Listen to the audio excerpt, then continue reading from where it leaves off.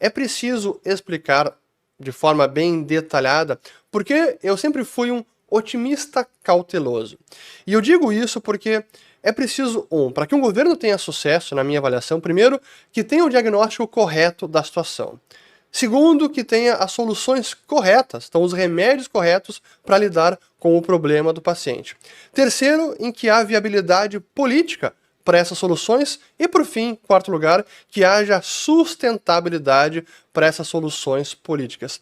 E quando eu analisava o governo Milei e o seu programa econômico, eu concordava com o diagnóstico, praticamente aí nenhuma discordância. O problema fiscal, que é a raiz de quase todos os males da Argentina nos últimos 100 anos, então aí está um diagnóstico muito acertado do governo.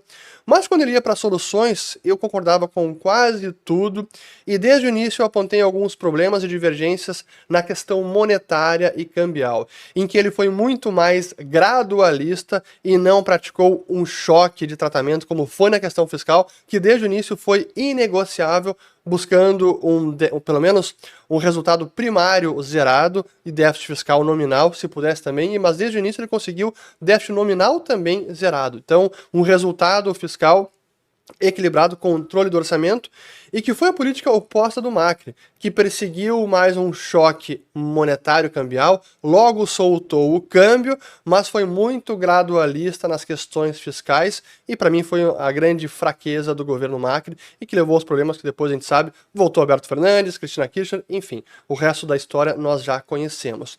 Mas quando a gente analisa o Milei sob essa ótica, sob esses 4 pilares, eu notei que, a viabilidade política, ela depende não apenas de Milei, mas também do Congresso.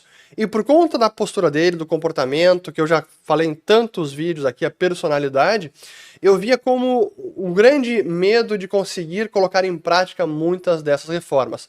Parte ele consegue por decretos, alguns são revogados pelo Congresso, houve derrotas importantes nos últimos dias, mas partes importantes também dependem da aprovação do Congresso. Por isso agora que a eleição parlamentar na província de Buenos Aires e depois em outubro as nacionais são tão importantes. E é por isso que o mercado, vendo tudo o que está acontecendo, se essa polêmica toda, os áudios, se eles são reais e se há problemas de corrupção, isso vai minar o programa de governo de Milei, que está saneando a Argentina. Então o problema político pode inviabilizar as reformas,